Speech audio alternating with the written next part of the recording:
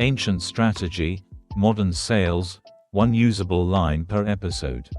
Last time, exit with grace, keep the door open. Today, letting the other side move first. And why the person who waits often wins. Here's a moment I keep getting wrong. Negotiation. The prospect says they're interested but they need a better price. And my instinct, before they even finish the sentence, is to start offering concessions. A discount, extra features, faster delivery, anything to keep the deal alive. And the result? I give away margin before I even understand what they actually need. Half the time, the concession I offered wasn't even the one they wanted. I solved the wrong problem at my own expense. By the end of this episode, you'll know why moving first costs you more than waiting, and how patience in key moments creates better deals for both sides. My old belief: act fast, show initiative. In sales, speed is everything. If the prospect raises a concern, address it immediately. Don't let silence fill the room. Sounds proactive. It felt proactive, but looking back, every time I jumped in first, I was negotiating against myself. Offering solutions to problems that hadn't been fully stated, filling gaps that didn't need to be filled, spending resources I didn't need to spend. You were fighting an enemy that hadn't arrived yet. Exactly, I was swinging at shadows. And every swing cost you something. Energy, credibility, margin. The prospect watched you scramble and learned, this person will give things away if I just stay quiet. Sun Tzu built entire campaigns around this principle. Shan Zan Zhe, Xian Wei Bu Qi Sheng, Yi Dai Di Ji Qi Sheng.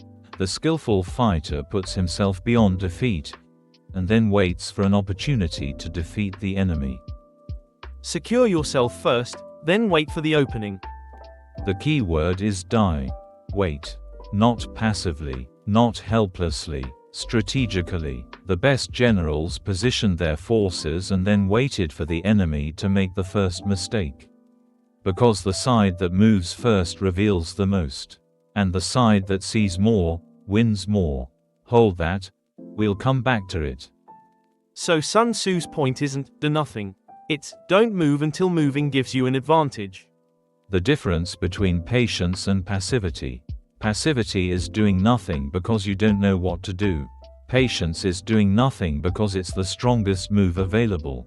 One is weakness, the other is mastery. And in sales, when the prospect raises an objection and I jump in immediately, I'm moving first. You're revealing your position, your flexibility, your anxiety, all in one move. The prospect now knows exactly how far you'll go. You've given away your map. Meanwhile, you still don't have theirs. So the information is completely one-sided.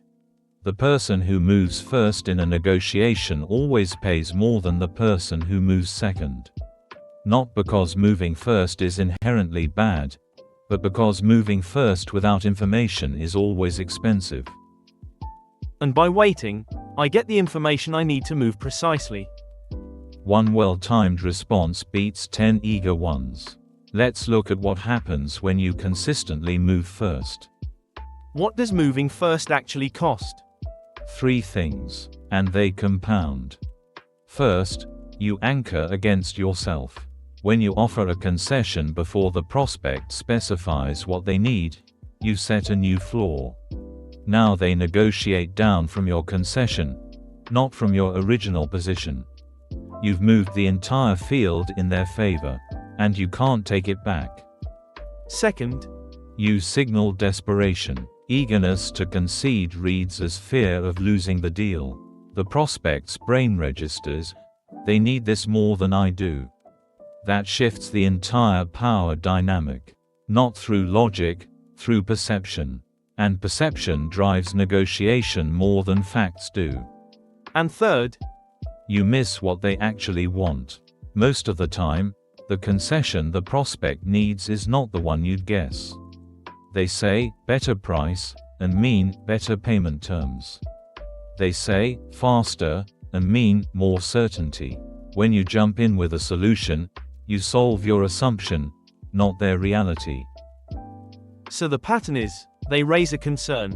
I panic. I offer something immediately. It's the wrong thing. I've weakened my position. They ask for more, I give more, the deal closes, but on their terms entirely. And you think you won because you got the signature. When I actually left half the value on the table.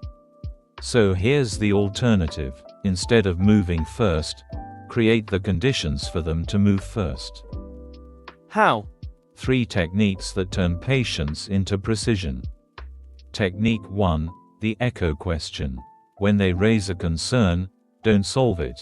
Reflect it. You mentioned pricing is a concern. Can you help me understand what that looks like on your side? You've done something powerful. You've asked them to reveal their position first. Now their next words give you the map you need. Technique 2. The comfortable silence. After you make your offer or state your position, stop talking. Most people cannot tolerate more than 4 seconds of silence. The prospect will fill it. And what they fill it with is pure information. Their concerns, their constraints, their real priorities. You just have to wait. And technique 3. The open invitation. What would make this work for you? Instead of guessing what concession to offer, you hand them the pen. Let them define the terms they need. Often, what they ask for is less than what you would have offered proactively. You save margin and they feel heard. Both sides win. Now, the one line for this episode. Let's hear it. Let them step into it. Into what?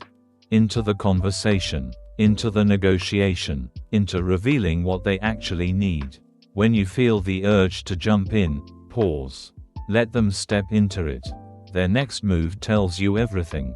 Your patience gives you precision. So the line is a reminder to wait for the opening instead of creating one.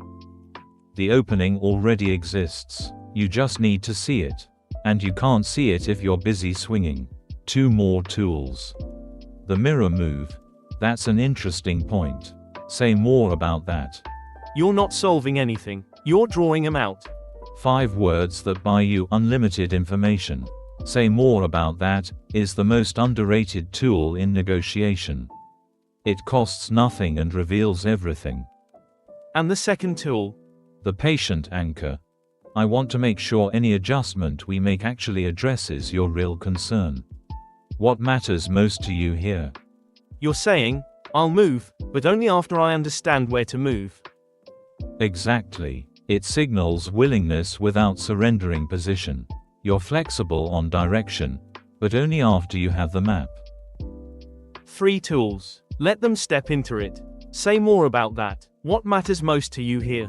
All about waiting for information before committing resources. Let's lock them in. Here's my takeaway. Moving first in a negotiation feels productive but costs you position, margin, and information. Patience isn't passivity, it's precision. When you let the other side move first, their move becomes your map. Keep going. Sun Tzu said the skillful fighter secures himself first, then waits for the enemy's moment of vulnerability. Waiting isn't weakness, it's positioning. The principle, 3 techniques. Echo their concern back as a question. Use comfortable silence. Invite him to define the terms. Drill zone. Come back here before your next negotiation. You're in a negotiation. The prospect says they need a better deal.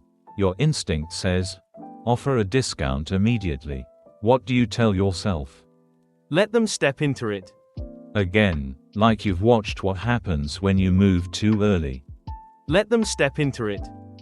Good. Now the mirror move. That's an interesting point. Say more about that. And the patient anchor. What matters most to you here? The sequence. Urge to concede hits. Reset.